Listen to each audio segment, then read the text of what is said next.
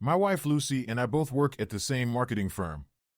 She's a client relationship ambassador, though I'm still not entirely sure what her job entails other than schmoozing customers. I'm Mark, heading up the IT teams. Life was good for us. We were both employed, happy, and making progress on renovating our fixer-upper home. We have two wonderful kids, Emma, 13, and Daniel, 11. Living close to our families, we also enjoyed a tight-knit circle of friends. In our mid-30s, Lucy and I make a good match, although she clearly outshines me in the looks department. At 5'9" with long blonde hair and beautiful blue eyes, Lucy exudes a leggy Scandinavian charm, hinting at her Swedish heritage. She's bright, energetic, and always on the move. On the other hand, I'm 3 inches taller with sandy hair, preferring endurance sports like cycling and running, which gives me a lean physique. I'm physically fit, but not in a flashy gym-goer kind of way. I was pleasantly surprised to receive an invitation to a long weekend on a private island owned by one of our firm's clients. Jack Edwards, our chief executive, explained that he and his wife Margaret, along with a couple of the directors and their partners, would be attending. Lucy was invited due to her role as the client's primary point of contact. It seemed like I was there to fill in the numbers, but I figured, why look a gift horse in the mouth? Jack mentioned that the client was extremely wealthy and one of our firm's biggest customers. We would fly out early Friday and return Monday on a private charter, with everything taken care of. Lucy was already aware of the trip when I mentioned it on the drive home. She'd been working closely with the client for months, seemed impressed, and was excited about the free weekend. I asked her about the details, but she didn't seem to know much. So, I inquired about the client himself. Lucy described him as William Fellows, in his late 40s, good-looking, exuding confidence, and inheriting a family fortune. She appeared a bit smitten, describing him as powerful and controlled, among other things. Great, I thought to myself, he sounds like a real piece of work, but maybe I'll keep that opinion to myself until after the weekend. 2 weeks later, we found ourselves on a private charter plane on Friday morning. I have to admit, I was impressed. If the island was all his, William must be incredibly wealthy. The island seemed massive, around 5 miles long and a couple of miles wide, with a stunning crescent-shaped bay. It resembled a 5-star resort, with the main buildings nestled behind the white sandy beach. Lucy was ecstatic, and the rest of us were equally excited. Upon arrival, we were shown to our rooms and then invited to lunch on a veranda overlooking the bay to meet our host. Despite my initial reservations, William seemed like a decent guy. If anything, Lucy had understated his looks. He had a bit of a George Clooney vibe. He thanked us for coming and encouraged us to make ourselves at home. We mingled with the other couples from our firm and met a striking brunette named Charlotte, whom I assumed was William's date for the weekend. Aside from the serving staff, there was another man who looked like security, lingering in the background without any formal introduction. I couldn't help but wonder if William had enemies that warranted security on a seemingly deserted island.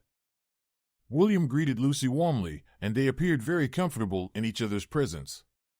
She, along with the others, seemed to defer to most of what he said, which was understandable given his extraordinary generosity as a host and his status as their most valuable client. We had a fantastic afternoon snorkeling, paddleboarding, and enjoying the bay. There was a continuous flow of complimentary drinks and food, and later, we all gathered for a pleasant evening meal. The atmosphere was relaxed, and we mingled in small groups. Charlotte introduced herself to us. She was charming and shared stories of her upbringing in England. I got the sense that she came from a wealthy family, but she seemed genuinely nice. I wondered if she was a model or perhaps didn't need to work. To my surprise, she was quite flirtatious, even in front of Lucy. I politely brushed it off, attributing it to her outgoing nature. Being pampered, child-free, and in such an idyllic location set the perfect stage for a romantic evening. Lucy was particularly affectionate, and our lovemaking was passionate. It was one of the best nights we had in a long time, and I began to see the appeal of this Love Island concept. I hoped for a repeat the next morning, but Lucy was eager to get to breakfast. Eventually, I joined them, noticing a tense atmosphere between Jack, Lucy, and William. I wondered if it was work-related. Perhaps William was leveraging the weekend to discuss business matters.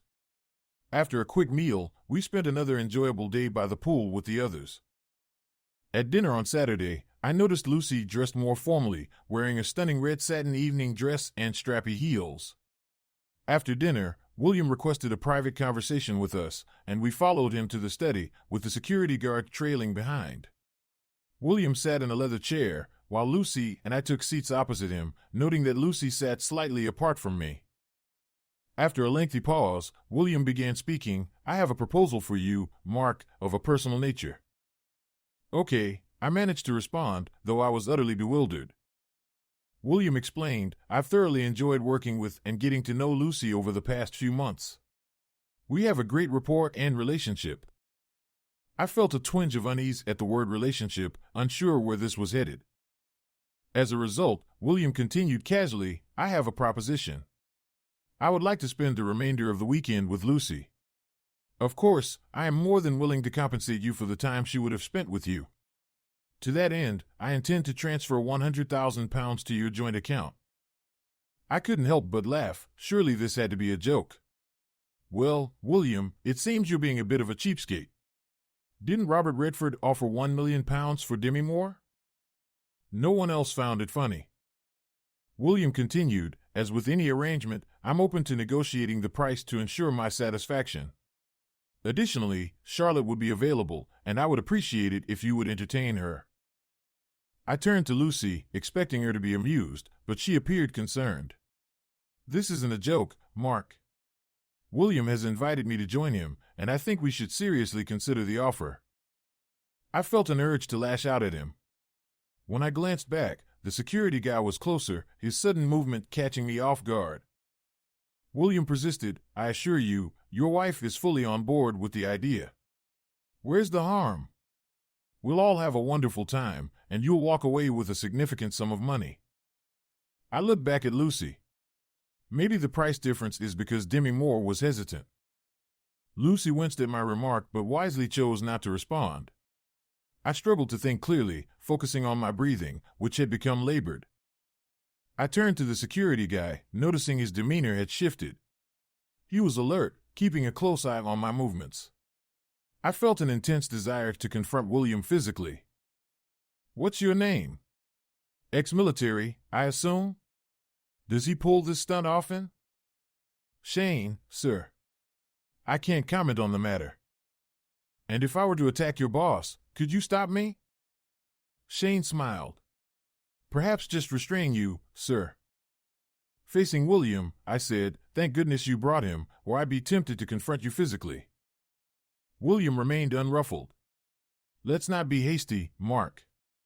You have a lot riding on this." It was Lucy who spoke next.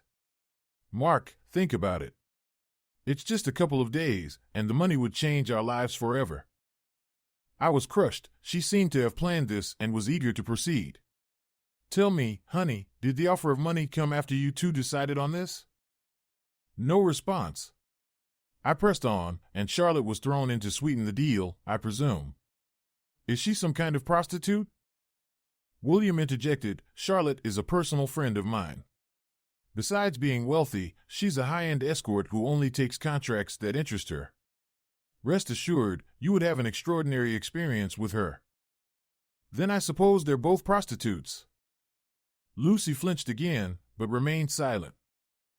"Well, William, you can keep your money." But it was Lucy who revealed her true intentions.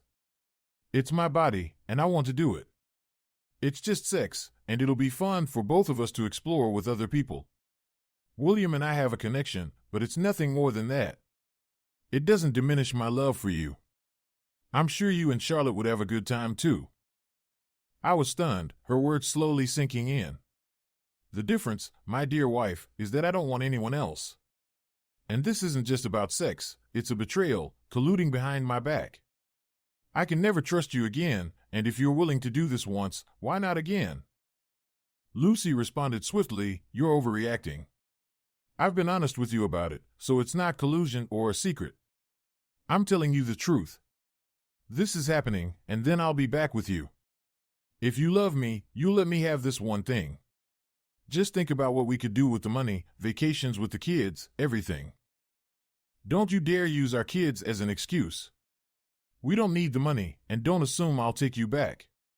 Your honesty only counts if we agree on something together, and the only person you've agreed with is this arrogant asshole. The money is just an excuse. You wanted to do this and planned it. I guess the money and Charlotte are because you didn't think I'd agree. Well, you were right. Even with the money, I still don't agree. Lucy persisted. You're right, I do want this. I want to experience something different, something new, and I'm attracted to William.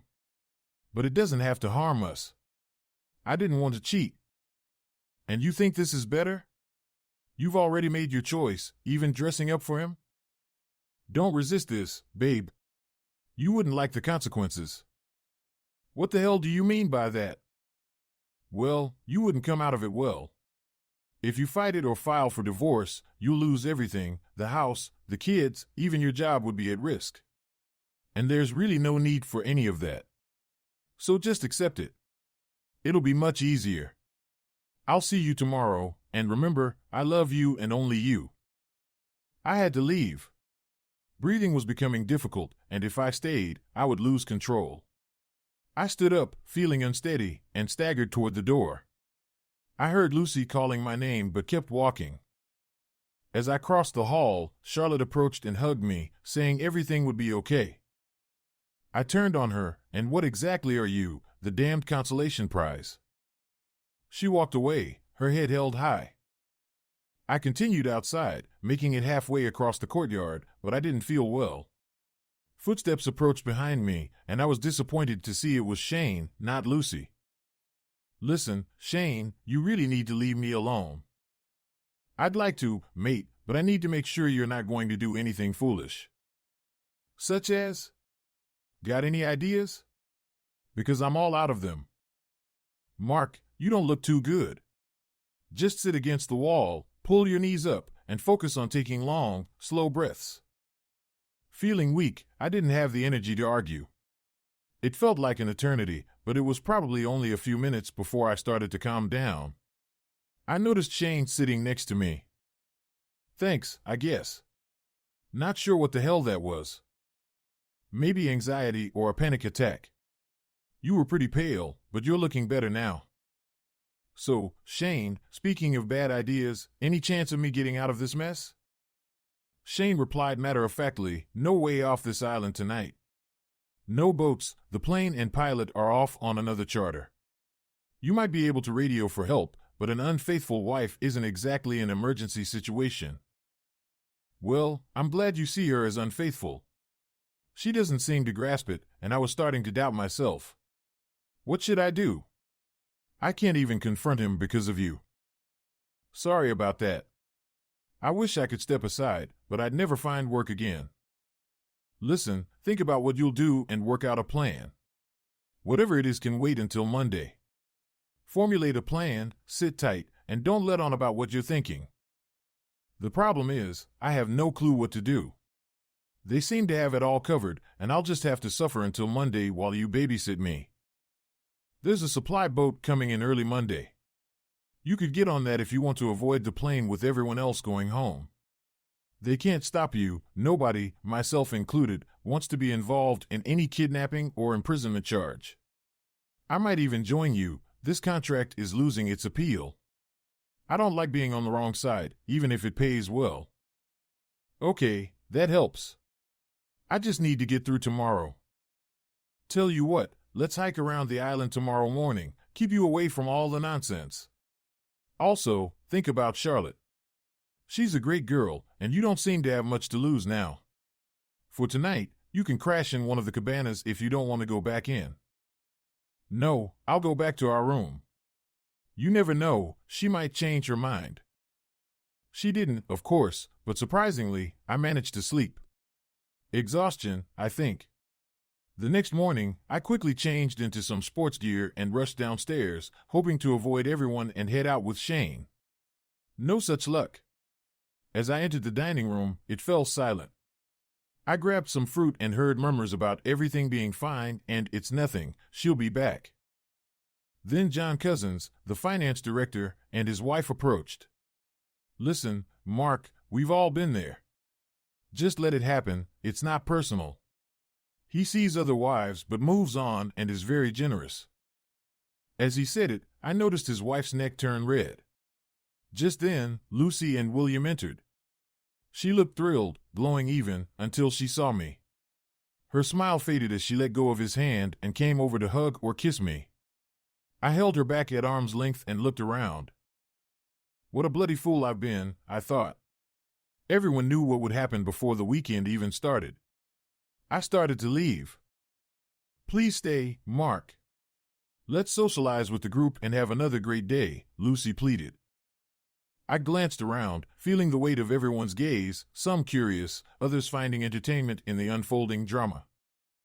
Well, he paid for you, so he can keep you. But I have something to say to the group before I leave. It seems fair since this weekend has been in the works for some time, and you all knew what was going on. The group looked taken aback, exchanging nervous glances. Jack and Margaret, I wouldn't have come if you weren't here. I never imagined you'd be involved in something so sordid. You know what he does and condone it, like some sick voyeur fan club. I hope you enjoyed blindsiding me. I noticed them shifting uncomfortably. Clearly, this wasn't part of their plan. I thought we were friends, but making me feel welcome just to set me up was a nice touch. And Bill, this is very personal. Thanks for your part in destroying my marriage. Using my kids as leverage is disgusting. I won't let anyone threaten them. Lucy interjected, you're overreacting. It was just sex, an adventure for one time, and it doesn't affect us. I cut her off. Here comes the first phase of the defense. It's nothing, really.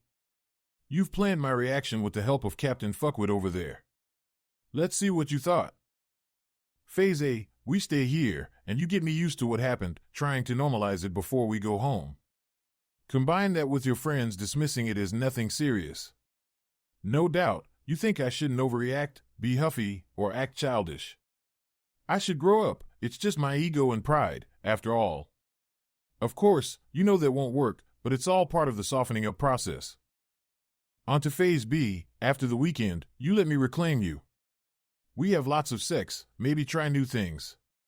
We'll benefit from your liaison and be better than ever. I bet you even discuss needing to seduce me. Don't let my feelings of loss linger too long, darling. Lucy glanced nervously at William. That hit home. And then there's Phase C. You planted that seed last night. If I really loved you, I'd let you have this. After 15 years of devotion, I'm treated like shit. You knew I'd never agree and railroaded me, showing a complete lack of respect. That plan won't cut it. You're probably thinking of giving me some time to cool off, maybe a week or two. You'll find me drowning my sorrows in a bar somewhere, and then you'll plead for forgiveness. That's Phase D. You're really sorry, didn't realize how much it would hurt, and you'd never have done it if you knew. You'll be begging, crying, the whole works. I have to admit, you might have a chance with that one. But then you walked in hand in front of everyone, looking so delighted with yourself.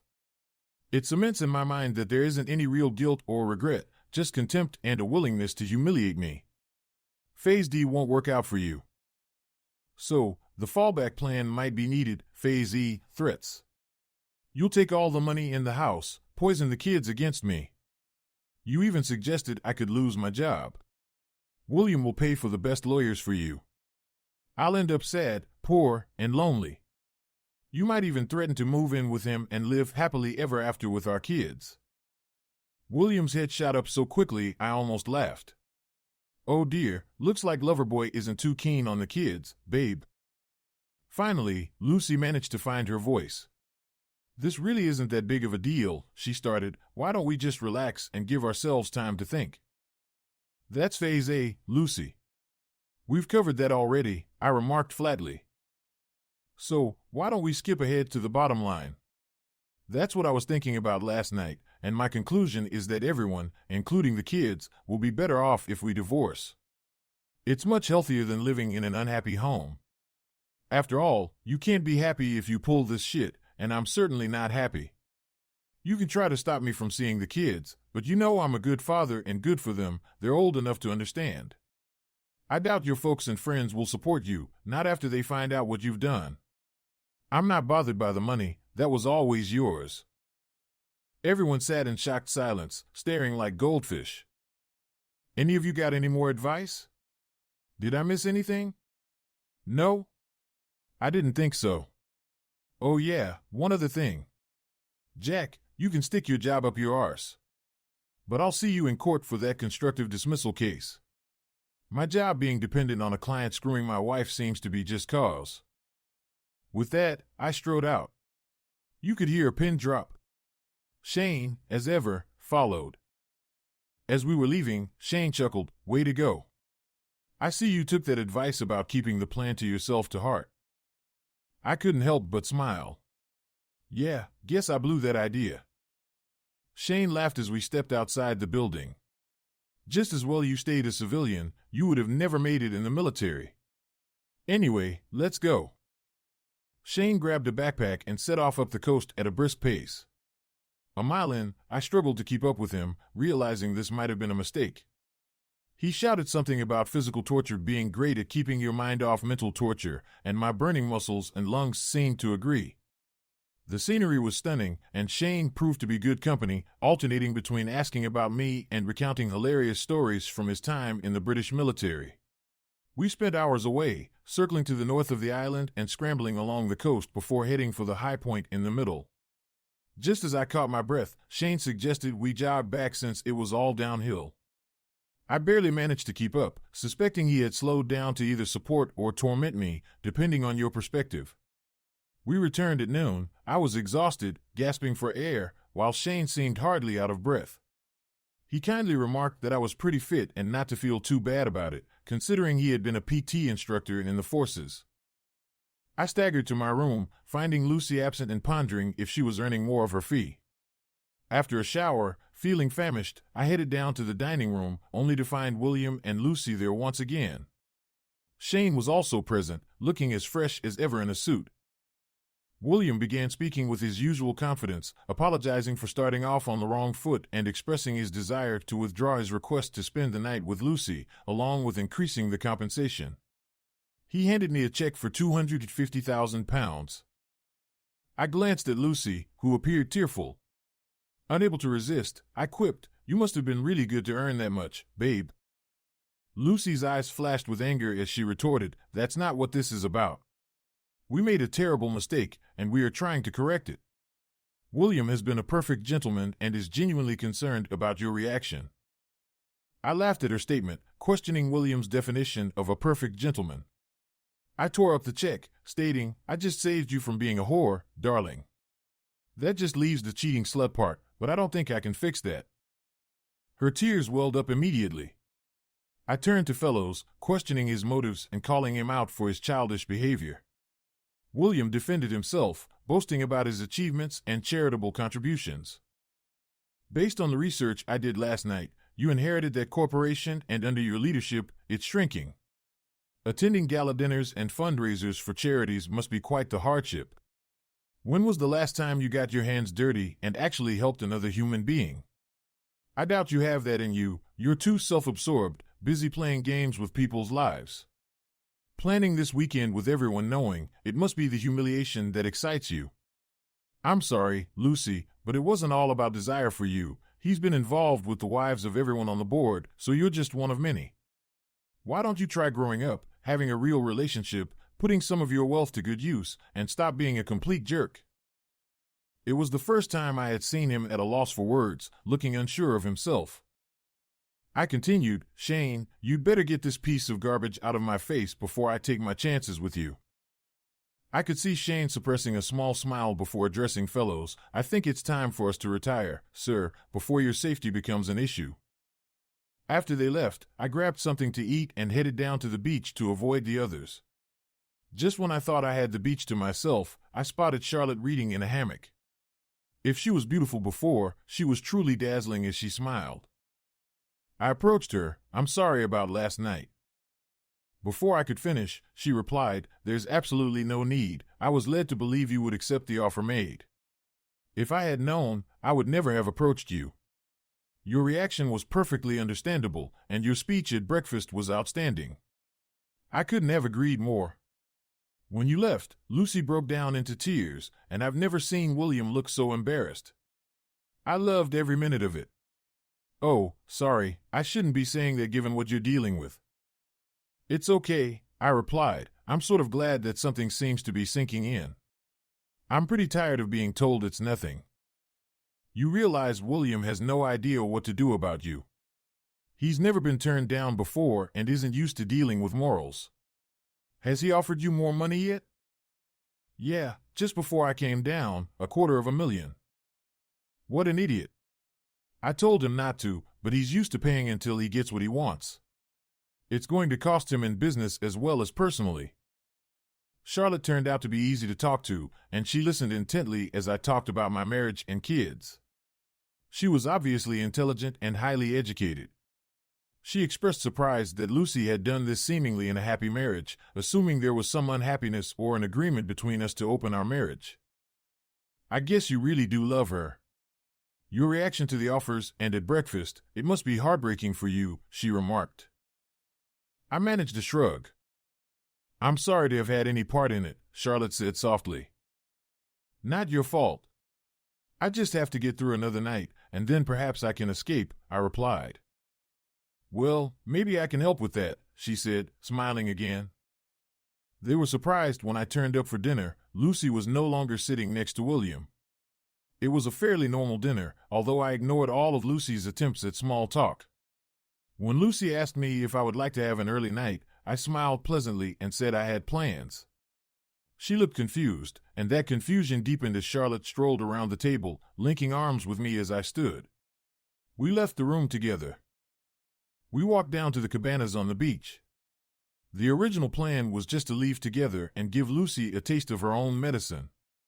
But Charlotte felt good in my arms, very good, and as we kissed, at least some of the frustrations of the last 24 hours eased away. I thought about maintaining the moral high ground, that sense of right and wrong, but then I looked at her. Well, I guess Lucy wanted me to be more flexible, and as far as I was concerned, our marriage vows had already been broken by Lucy. I had an outstanding night with Charlotte. It wasn't just her beauty, she had a serene sexual quality, every movement seemed so precise and perfectly timed. She really was a master of her art. Surprisingly, I didn't think about Lucy, nor did I feel guilty. The searing, painful recollection of Lucy with William was enough to remove any hint of remorse. Off the island, I had made good time, taking the supply boat, a taxi to the airport, and then catching a routine flight back home. I picked up the kids and caught up with their weekend as best I could. I made up a vague story about me and their mom arguing, but that we'd work it out, and suggested eating out when Lucy stumbled into the house dragging our heavy case. The kids ran upstairs to get ready, shouting, "Hi, Mom." Lucy smiled. Eating out sounds like a good idea. If you give me a few minutes, I'll get ready. I'd rather you didn't, Lucy. As you pointed out, I'm not sure how much time I will have with them, so I'd rather we went ourselves. Lucy, there was an instant connection when I met William. He seemed so dashing, confident, powerful, charming, almost like a throwback to the heroes in old films. It was strange how later in Mark's presence he wasn't any of those things.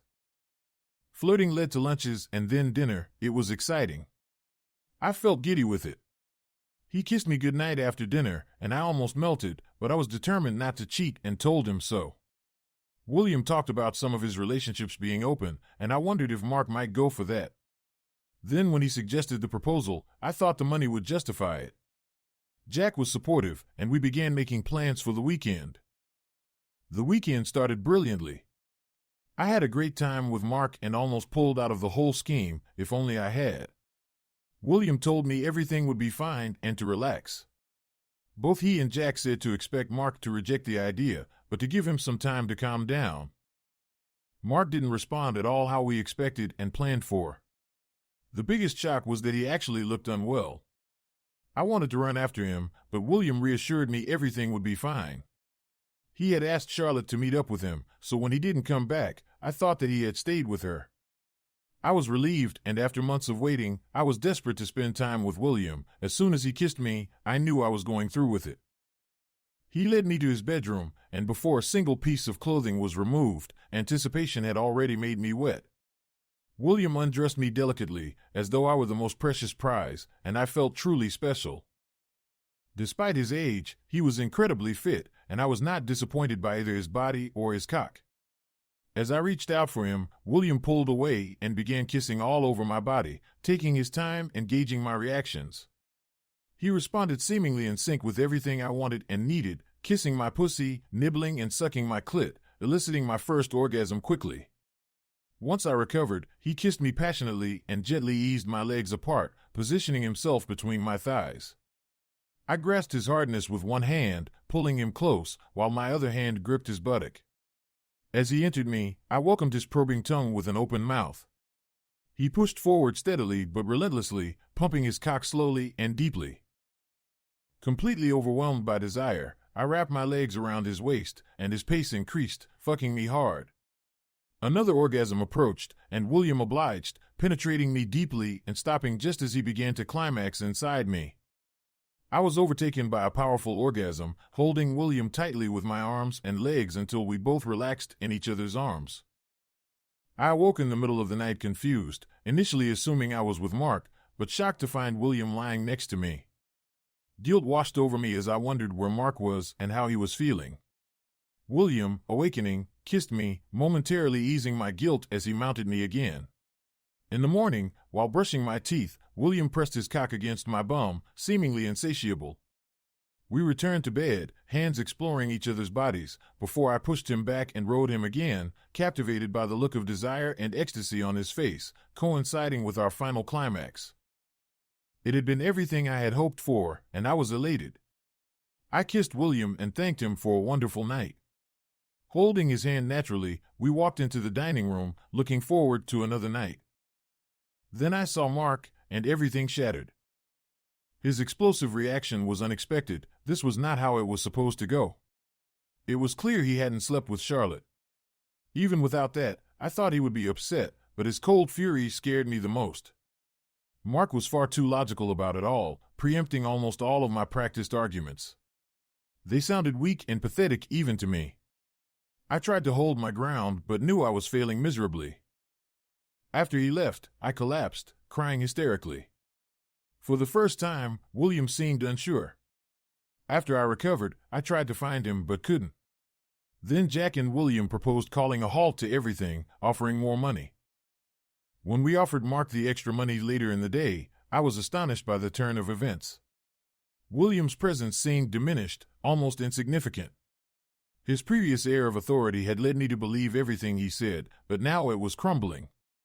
He had assured me that we could have some fun without permanently damaging my marriage, but that plan lay in tatters, leaving me uncertain about everything. My irrational anger led me to suggest staying on the island longer for more fun, only to be met with Jack's calm but brutal response. "Don't be foolish, Lucy. If you want even the slightest chance of saving your marriage, beg for forgiveness.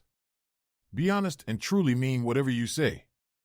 Mark doesn't seem like he's going to change his mind.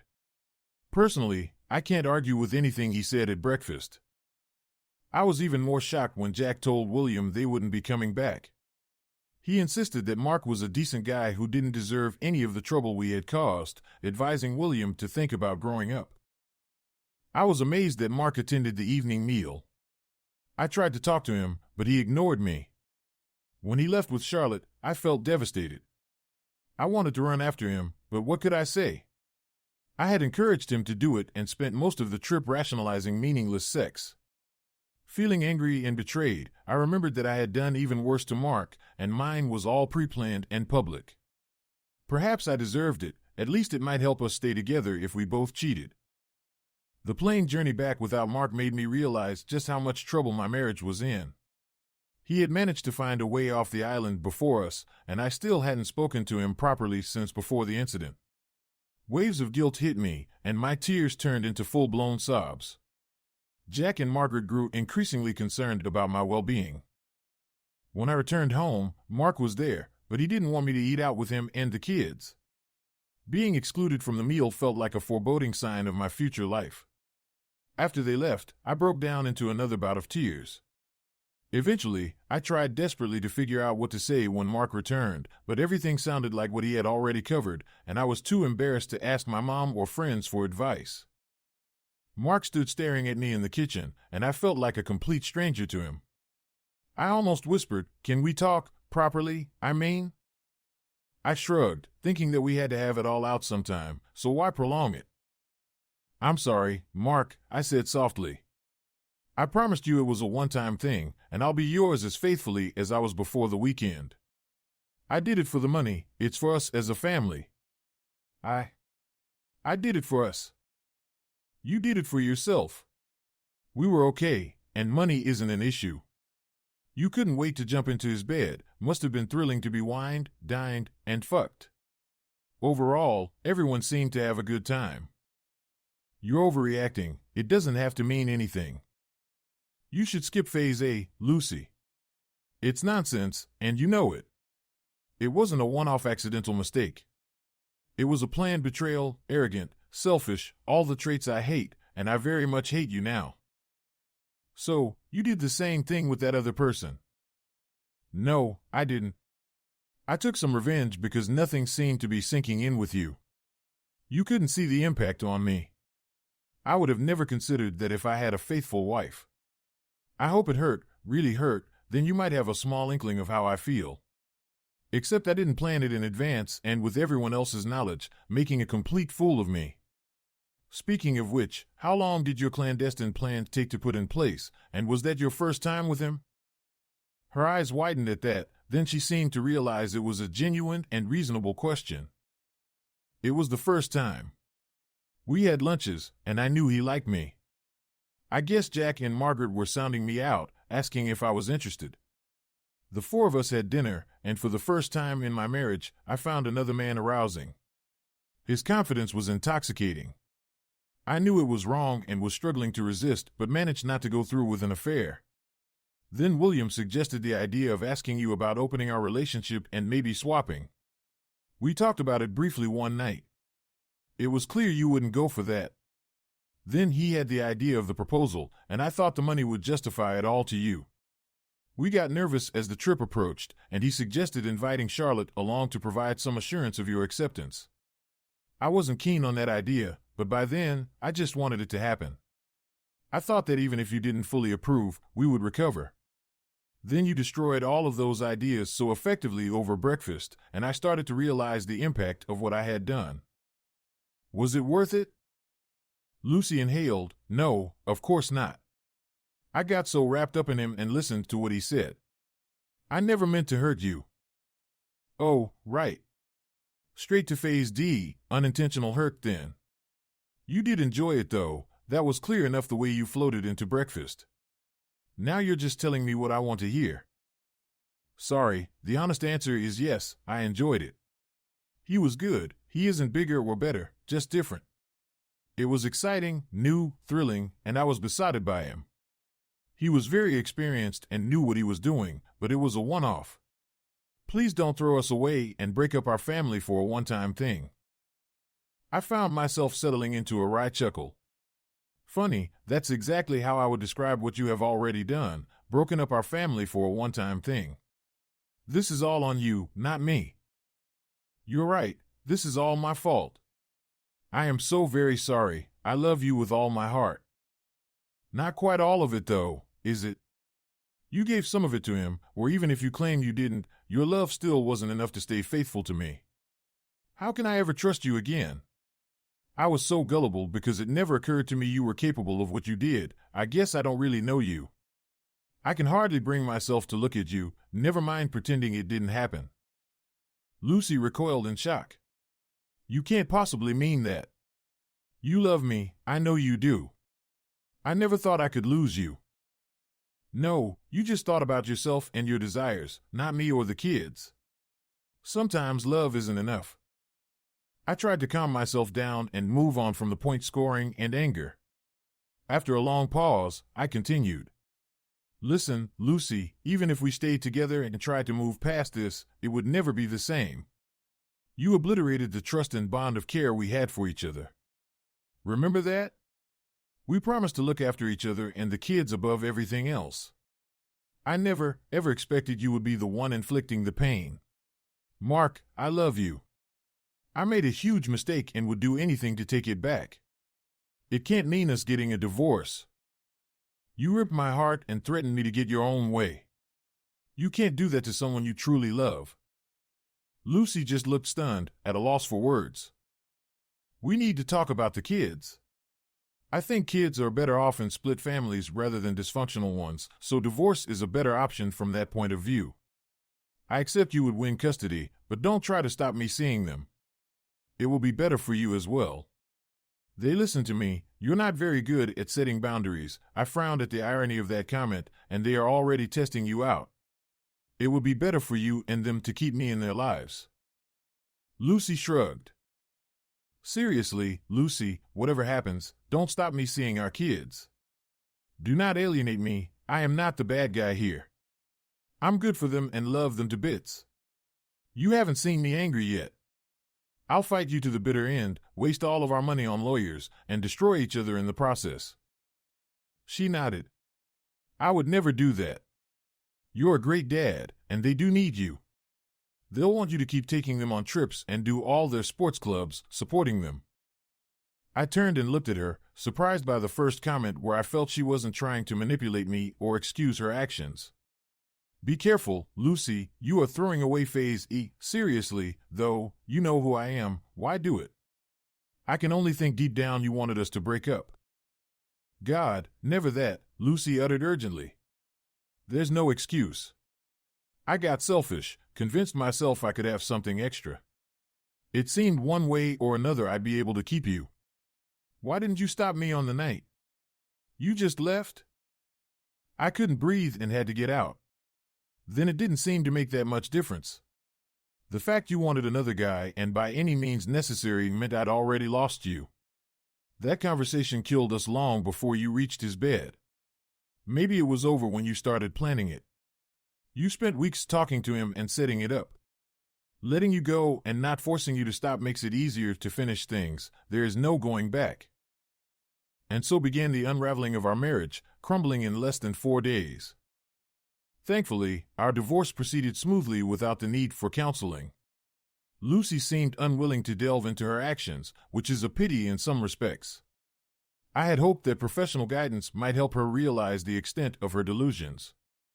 Nonetheless, she kept one promise: we shared custody of the kids fairly, and she took responsibility for the breakup without delving into the specifics. Luckily, they were old enough to grasp the situation and make their own decisions about where to stay. Children, I've learned, can be remarkably resilient during such upheavals. In the divorce settlement, Lucy retained our home until the kids came of age, at which point she could either sell it or buy me out. That arrangement was what I wanted for the sake of the children, and it kept them in the same school. Fortunately, my decision paid off. By the time they headed off to college, property values had soared, and Lucy had to buy me out. It turned out to be the best investment I ever made. As for how she could afford it, we split the £250,000 from William, much like my time with Charlotte. I couldn't maintain the moral high ground in that regard. But considering the toll on our marriage and what had once been a happy life, it seemed like a small price to pay. I decided to leave my job, accepting compensation to avoid an awkward employment tribunal, and started my own web design business. Despite Lucy's attempts to reconcile, I had no interest in getting back together. Was ending things the right decision? It was messy, and there were certainly no winners. But the dire consequences I had feared never materialized. I knew I would never forget or forgive that night, and there's something crucial about being able to look at yourself in the mirror and still like the person staring back at you. Thanks for watching. Subscribe to the channel not to miss new videos.